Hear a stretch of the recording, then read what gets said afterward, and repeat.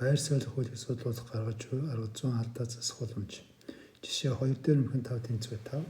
Жишээ 2 нь 3 дээр нэмэх нь 2 тэнцвэр 5. Жишээ 3 нь А-даар нэмэх нь 2 тэнцвэр хэд вэ? Жишээ 4 нь А-даар нэмэх нь тэнцвэр хэд вэ? Ийм асуултууд гарч ирдэг.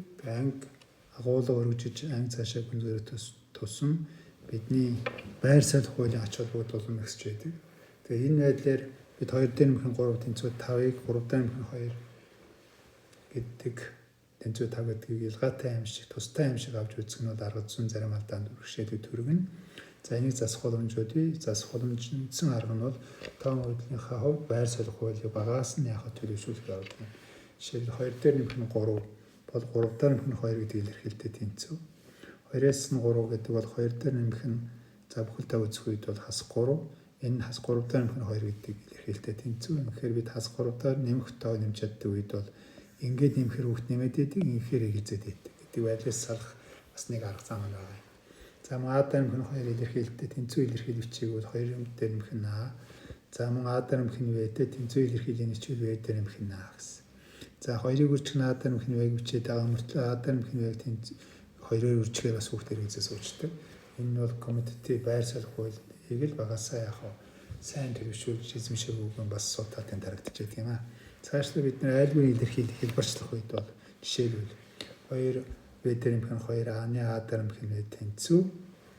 За эндээс бид нар илэрхийллийг хэлбэрчлэх гэж байгаа бол эндээс хуваарьт байгаа илэрхийллээс бид хаалтанд оруулна. 2-ыг хаалтанд гаргах юм бол дистрибутив хуулиараа В дээр нэмэх нь А болно. Одоо хөтөлбөрт А-даар нэмэх нь хуваарьт 2-ыг үржих нь А-даар нэмэх нь В болно. Одоо байр суурь хуулиар хэрэглэхгүй бол энэ хязгаар шорын нэг гарахгүй гэсэн. За ийм зүйлүүд байдаг. Цаашдаа бид нэр коммутатив хууль.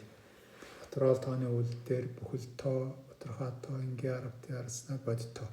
Энэ дээр энэ тоон үйлдлийн тусмаа байр суурь хуулийг бол багаас нь бас мэдрөөж түүнийг хэрэгцээтэй газар нь хэрэгэлдэг болгож сурах явдал нь агуулга гүнзгийрж өргөжих үед тоон одоолног маань тэлж өргөжих үед бол чухал болдог. Айлгын илэрхийлэл дээр хүүхдүүд энэ тоон үйлдэлүүдийн айлгын илэрхийлэл гэдэг нь бол хувьсгчтай илэрхийлэлүүд дээр энэ тоон олонныхаа үйлдэл дээрх энэ үндсэн зүй тогтол тухайлбал байр суурь хууль цаашлал бодиттой нэмэх үржих хуулийнхаа хувьд бол талбар болдог гэдэг. Энийг аксиоматикээс хааш нь авч явахгүй бол анги доморч агуулга гүнзгэрж болох тусам бидэнд яг бэрхшээл өчрж байдаг. Ийм учраас байр суурь хуулийг бид энгийн хууль гэлтгүй маш сайн багаас нь төлөвшөх хэрэгтэй. Энэ нь бидний цаашаа одоо дидактик бэрхшээлүүдийг хэмжиж байдаг.